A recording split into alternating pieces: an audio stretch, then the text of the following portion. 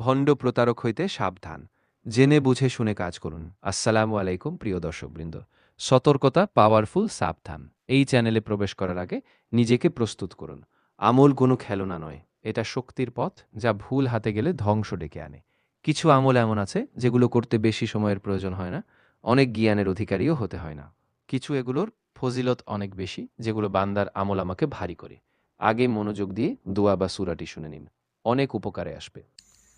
اللهم إنا نستعينك ونستغفرك ونؤمن بك ونتوكل عليك ونثني عليك الخير ونشكرك ولا نكفرك ونخلع ونترك من يفجرك اللهم إياك نعبد ولك نصلي ونسجد وإليك نسعى ونحفد ونرجو رحمتك ونخشى عذابك إن عذابك بالكفار ملحق।